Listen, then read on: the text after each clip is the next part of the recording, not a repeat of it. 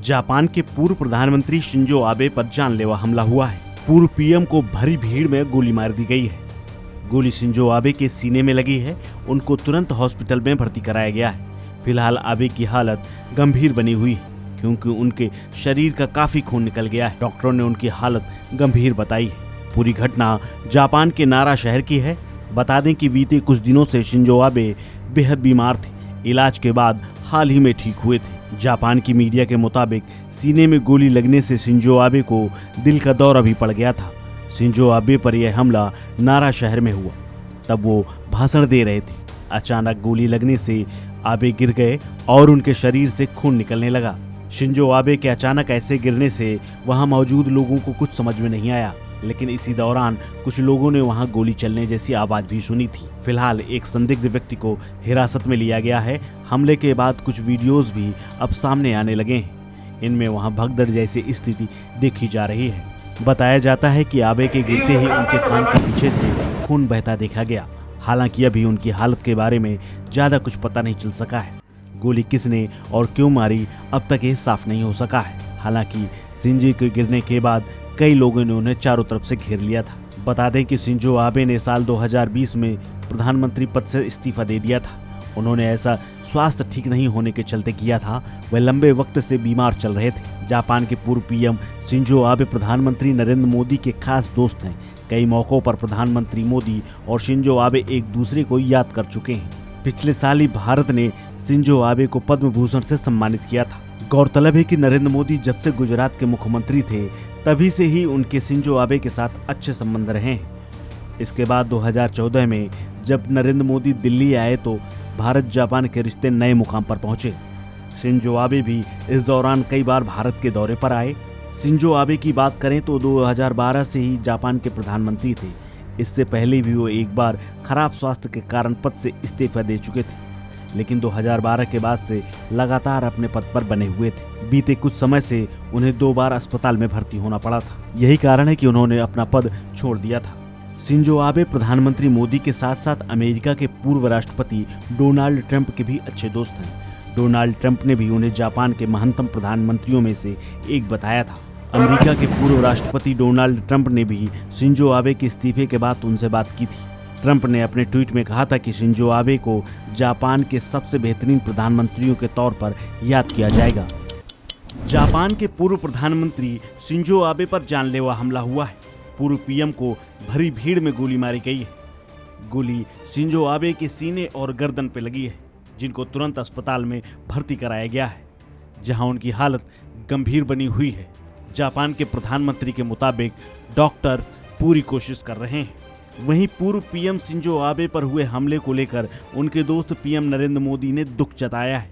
PM Narendra Modi ने tweet करते हुए कहा कि मेरे प्रिय दोस्त शिंजो आबे पर हुए हमले से दुखी हूं। हमारे विचार और प्रार्थनाएं उनके परिवार और जापान के लोगों के साथ हैं।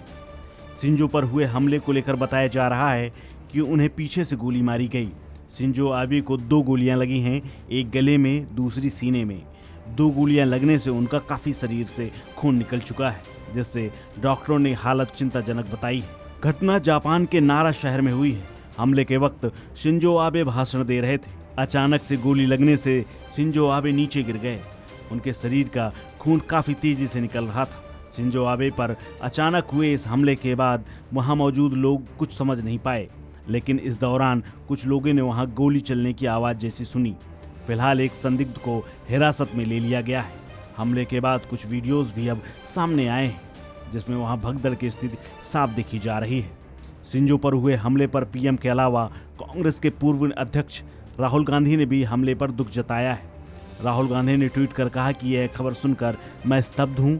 आबे ने भारत जापान संबंधों को गहरा करने में महत्वपूर्ण भूमिका निभाई है।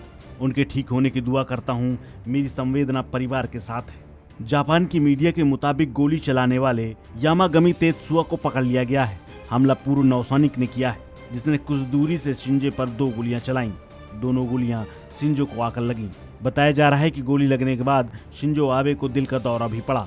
आबे के गिरते ही उनके कान से भी खून निकलता हुआ देखा गया। बता दें कि शिंजो आबे का भारत के साथ खास रिश्ता रहा है, खासकर प्रधानमंत्री नरेंद्र मोदी के साथ उनके ताल्लुकात हमेशा से अच्छे रहे हैं। शिंजो आबे ने साल 2020 में स्वास्थ्य कारणों से प्रधानमंत्री के पद से इस्तीफा दिया था।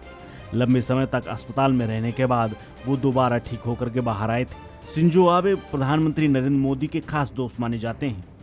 कई मौकों पर प्रधानमंत्री मोदी और शिंजो आबे एक दूसरे को याद कर चुके हैं।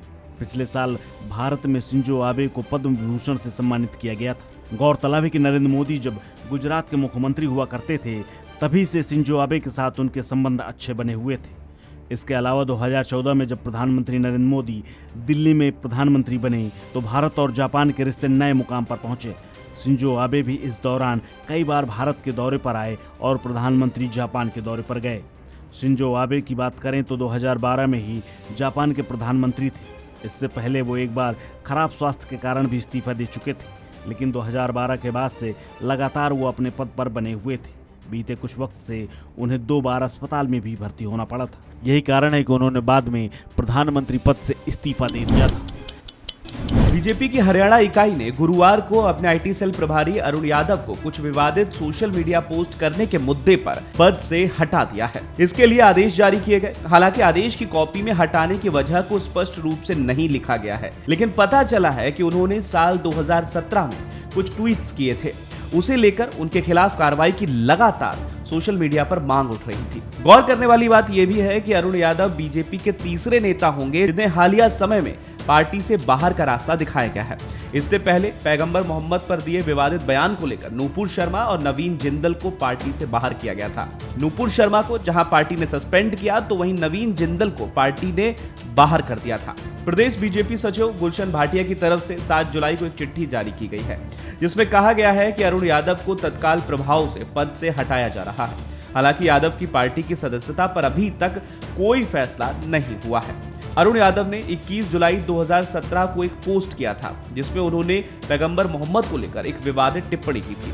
सोशल मीडिया पर लोगों ने अरुण यादव पर पैगंबर मोहम्मद और इस्लाम का अपमान करने और नफरत फैलाने का आरोप लगाया।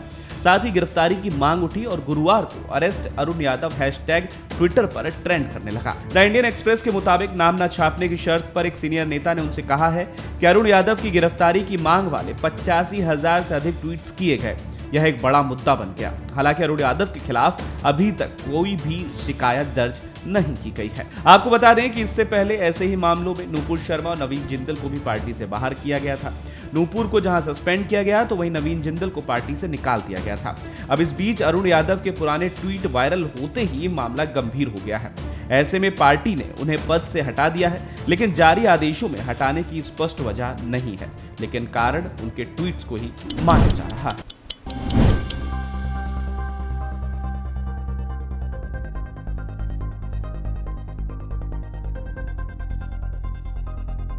राष्ट्रीय जनता दल के प्रमुख और बिहार के पूर्व मुख्यमंत्री लालू प्रसाद यादव के स्वास्थ्य में सुधार हो रहा है। दिल्ली एम्स में भर्ती कराए गए लालू यादव की तबीयत ठीक हो रही है। शुक्रवार को उनकी बेटी मीसा भारती ने ट्विटर पर कुछ तस्वीरें शेयर की और अपने पिता का हेल्थ अपडेट दिया। इसके साथ ही उन्होंने कुछ लाइंस भी लिखी। मीसा भारती ने लिखा, आप सबकी दुआओं और एम्स दिल्ली की देखरेख से आदरणीय लालू प्रसाद यादव जी की तबीयत में काफी सुधार है। अब आपके लालू जी बिस्तर से उठकर बैठ पा रहे हैं, सहारा लेकर खड़े हो पा रहे हैं। हर मुसीबत से लड़कर बाहर आने की कला लालू यादव जी से बेहतर कौन जानता है। मीसा भारती ने आगे लिखा, अपने मनोबल और आप सबकी दुआओं की बदौलत लालू जी की स्थिति अब काफी बेहतर है। कृपया अफवाहों पर ध्यान ना दें, साथ बनाए रखें, दुआओं में लालू जी को याद रखें। दरअसल बिहार के पूर्व सीएम लालू यादव अपने पटना स्थित घर में सीढ़ी चढ़ने के दौरान गिर पड़े थे, जिसके बाद उन्हें पटना के अस्पताल में भर्ती कराया गया था, लेकिन उनकी स्थिति में सुधार नहीं हो पा रहा था। इसके बाद लालू यादव को एयर एम्बुलेंस के जरिए दिल्ली लाया गया। उन्हें बुधवार की देर रात एम्स दिल्ली में भर्ती कराया गया। लालू यादव को दिल्ली एम्स के कार्डियो सेंटर में एडमिट कराया गया है। लालू प्रसाद यादव के कंधे की हड्डी टूटने के बाद उन्हें अस्पताल में भर्ती कराया गया था। वहां उनकी स्वास्थ्य संबंधी अन्य समस्याएं भी सामने आ गई थी। लालू यादव किडनी की समस्या से भी पीड़ित हैं। लालू यादव की सिंगापुर में किडनी ट्रांसप्लांट कराने की तैयारी थी, लेकिन पटना स्थित आवास पर लालू यादव को चोट लग गई। इसमें उनके कंधे की हड्डी टूट गई, जिसके कारण फिलहाल किडनी ट्रांसप्लांट को टाल दिया गया है। उन्हें पटना स्थित अस्पताल के आईसीयू में भर्ती कराया गया था। बाद में उन्हें एम्स में शिफ्ट करने का फैसला लिया गया। लालू यादव के परिवार वाले उनकी देखभाल में जुटे हैं। इसके पहले लालू यादव के बेटे तेजस्वी यादव ने मीडिया को कई अहम जानकारियां दी थी। उन्होंने बताया था कि एम्स के डॉक्टर लालू यादव की बीमारियों की हिस्ट्री जानते हैं। यही कारण है कि उन्हें पटना से दिल्ली लाने का फैसला किया गया। दूसरी तरफ लालू यादव के समर्थक उनके ठीक होने की मंगल कामना कर रहे हैं। पटना के मंदिरों में प्रार्थनाएं भी की जा रही है। बताते चले कि लालू यादव की तबीयत खराब होने के बाद पीएम नरेंद्र मोदी, सीएम नीतीश कुमार, कांग्रेस नेता राहुल गांधी ने उनकी तबीयत की जानकारी ली। देश में पिछले कई हफ्तों से कोरोना के मामलों में लगातार इजाफा हो रहा है। कल के मुकाबले कोरोना के मामले कुछ कम हुए हैं, लेकिन फिर भी नए मामले 18,000 से ऊपर ही हैं। स्वास्थ्य मंत्रालय की रिपोर्ट के जारी आंकड़ों के मुताबिक पिछले 24 घंटों में 18,815 नए कोविड-19 मामले दर्ज किए गए हैं। वहीं इस दौरान देश में कोरोना से 38 लोगों की मौत हो गई है। कोरोना के नए मामलों के बाद देश में अब तक कोरोना संक्रमितों की संख्या 4,35,85,554 हो गई है। इसी तरह 38 और मौतों के साथ कुल मृतक संख्या बढ़कर 5,25,343 हो गई है।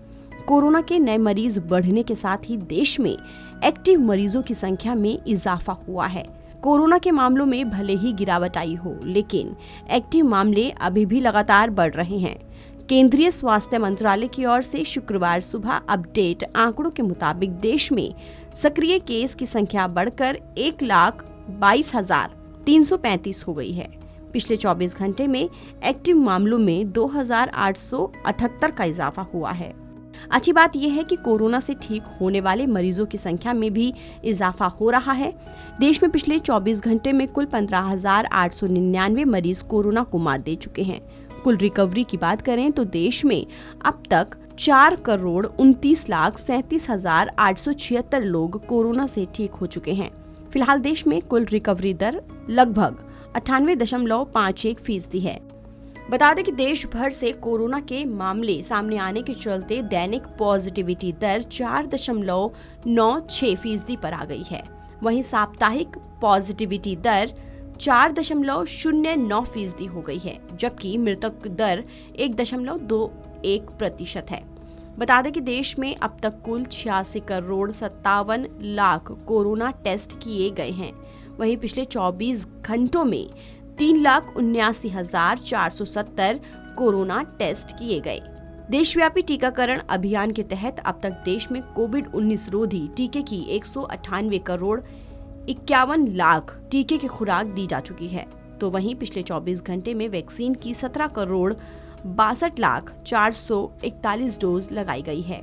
राज्यों की बात करें तो सबसे ज्यादा कोरोना के मामले केरल, महाराष्ट्र, तमिलनाडु, पश्चिम बंगाल और कर्नाटक से सामने आए हैं। पिछले 24 घंटे में केरल से 3,661 नए मामले सामने आए। वहीं इस दौरान केरल में 16 लोगों की मौत हो गई। पिछले 24 घंटे में महाराष्ट्र से 2,668 नए मामले सामने आए और इस दौरान 7 लोगों की कोरोना से मौत हो गई। तमिलनाडु में कोरोना के 2,743 नए मामले दर्ज किए गए, तो पश्चिम बंगाल में 2,352 और कर्नाटक में 1,127 नए केस दर्ज किए गए।